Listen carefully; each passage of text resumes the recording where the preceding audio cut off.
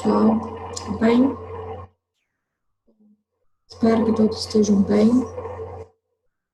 A gente vai dar sequência aí nos nossos conteúdos. Vamos trabalhar o módulo 5 agora, na Química 2, tá? A parte de isomeria plana e estereoisomeria configuracional geométrica. Então, conteúdo um pouquinho diferente aí do que a gente vem trabalhando, tá? Antes da gente entrar conteúdo, de novo, sempre vou chamar atenção para isso, pessoal, porque essas ferramentas são muito úteis e vão ajudar muito vocês agora, principalmente nesse período que a gente está distante um do outro, tá? Então, isso complementa as minhas aulas, tanto que eu estou mandando para vocês gravadas aqui, quanto as aulas que nós teremos pelo Zoom. Então, isso tudo aqui é um conjunto de ferramentas que vai auxiliar vocês nesse período. Por isso é muito importante que vocês utilizem o máximo possível, ok? Bom, nós vamos começar então a falar um pouquinho sobre a isomeria. E antes disso, a gente precisa saber o que é um isômero, certo? Então, os isômeros são aqueles compostos que possuem fórmulas moleculares idênticas, diferindo entre si quanto à natureza ou quanto à sequência das ligações entre os átomos componentes, ou ainda quanto ao arranjo de seus átomos. Então, pessoal, lembrando, o que é fórmula molecular? É quando a gente tem aquele, por exemplo, C6H12O6.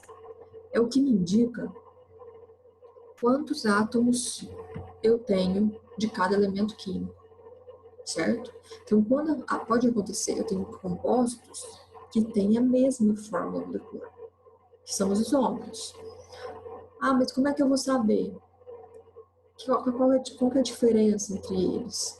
A gente pode ter diferenças quanto à sequência das ligações, certo? Quanto à natureza dessas ligações, ou a gente pode ter simplesmente uma diferença espacial no arranjo dos átomos. Então, a gente vai ver com mais detalhes aí cada um desses tipos, tá?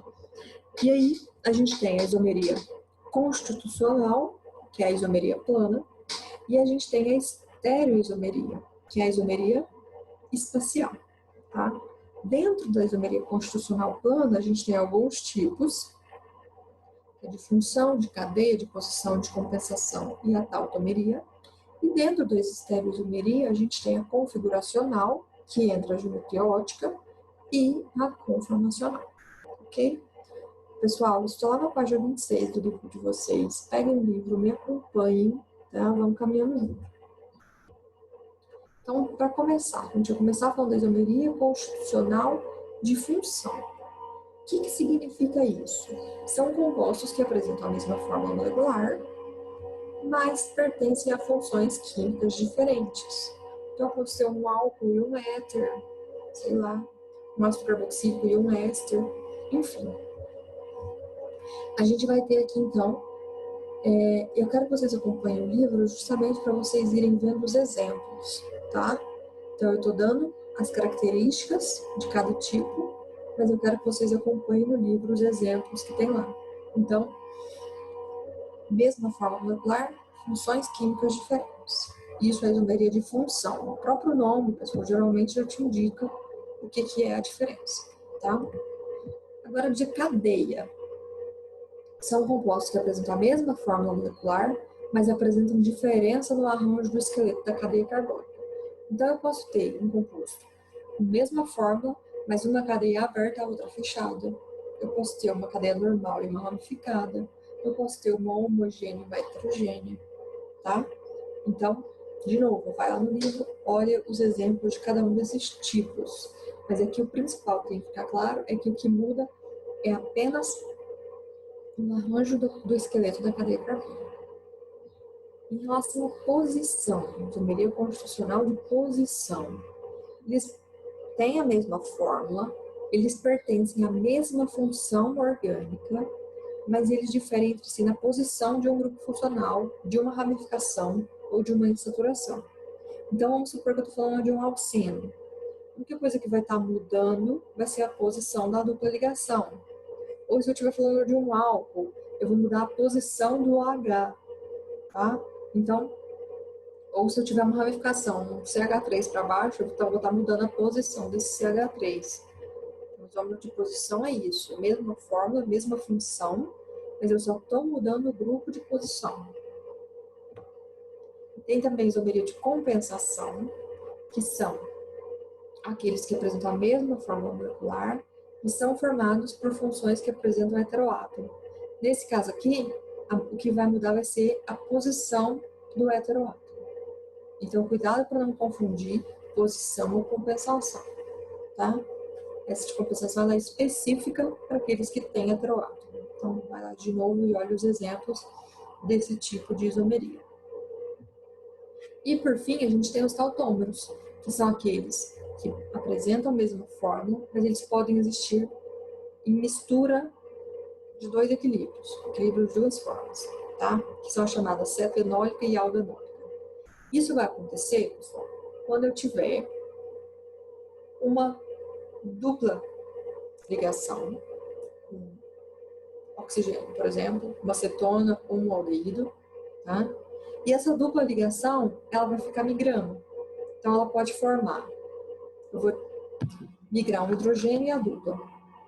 Então, observem aí nos exemplos que você, de um lado, você tem um enol, que é uma dupla com H, e do outro, no outro lado do equilíbrio, você tem o C dupla O, tá? Então, isso a gente chama de tautomeria, um caso específico de isomeria.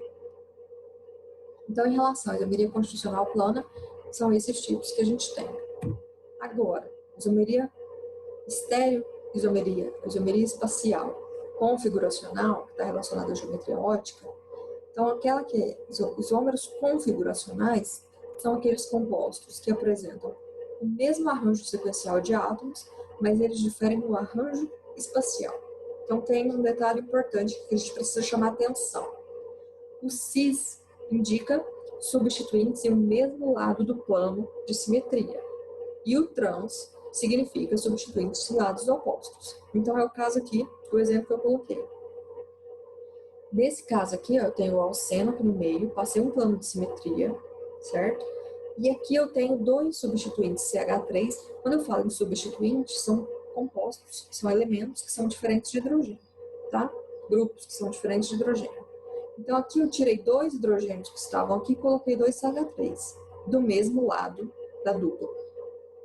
Então, isso, pessoal, do mesmo lado que eu digo, é comparando os dois carbonos da dupla, tá? E não assim, do mesmo carbono. Então, nesse caso aqui, eles estão do mesmo lado, então eu tenho cis, e desse lado aqui, eles estão em lados opostos, então eu tenho trans, tá? A isomeria cis-trans, ela só é possível se os alcenos ou cicloalcanos apresentarem dois átomos, ou grupos de átomos distintos, ligados a cada carbono da dupla ou a carbonos diferentes. Então, eu tenho que ter pelo menos dois grupos aqui diferentes ligados, tá bom? Diferentes de hidrogênio. No caso, quando eu tiver dois, eu vou usar a nomenclatura cis-trans. Se eu tiver mais que dois grupos, aí a gente vai ter que analisar um outro critério, que é a nomenclatura que a gente dá de E e Z. Como que eu vou fazer isso? Então aqui, ó, eu tenho três grupos diferentes de hidrogênio. O flúor, o bromo e o cloro. E o outro é o hidrogênio. Então, beleza. Eu vou analisar cada carbono da dupla. Nesse carbono aqui, que está ligado ao flúor e ao o cloro tem maior número atômico e o flúor tem menor número atômico. Do outro lado, eu tenho o carbono ligado a bromo e ao hidrogênio. O hidrogênio é o menor número atômico e o bromo é o maior. Então, observem que eles estão em lados opostos. O menor número está em lado oposto com o menor e o maior em lado oposto com o maior. Então, a gente diria que eles estão em trans, certo? Lados opostos. Mas, quando a gente tem mais de dois grupos diferentes de hidrogênio, a gente não usa mais cis e trans. A gente vai usar a nomenclatura E e Z. E aí, para quando eles estão separados, a gente usa a configuração E. Quando eles estão juntos ou juntos, para ficar mais fácil de lembrar, a gente tem a nomenclatura Z. Então, aqui nesse caso, ó, o flúor e o hidrogênio, que são os menores números atômicos, estão do mesmo lado. E o cloro e o bromo, que tem maior número atômico, estão do mesmo lado. Então, seria o nosso cis. Mas, de novo, a gente não usa nomenclatura cis e trans quando a gente tem mais de 2 grupos diferentes de hidrogênio, tá? Então, cuidado com isso, certo, pessoal? Bom, em relação à isomeria, é isso que a gente ia trabalhar nessa aula de hoje, tá? A gente vai ver outros tipos nos próximos capítulos, algumas coisinhas um pouquinho mais aprofundadas, tá? Mas, por enquanto, quero que vocês entendam, saibam identificar os isômeros de cada um desses tipos aqui que eu comentei com vocês, tá bom? Então, fica aqui as atividades para a sala, para vocês fazerem. Na atividades para a sala, página 29 e 30, e atividades propostas, página 30 e 31. Caso surjam dúvidas, já falei, mas deixo aberto aí para vocês me procurarem quando precisarem, tá? Pelo canal de atendimento do SAS Conecta.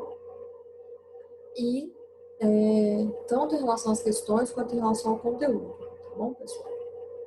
Então, a tarefa de caso online, não coloquei o prazo aqui, mas a coordenação que está enviando esse cronograma para vocês aí.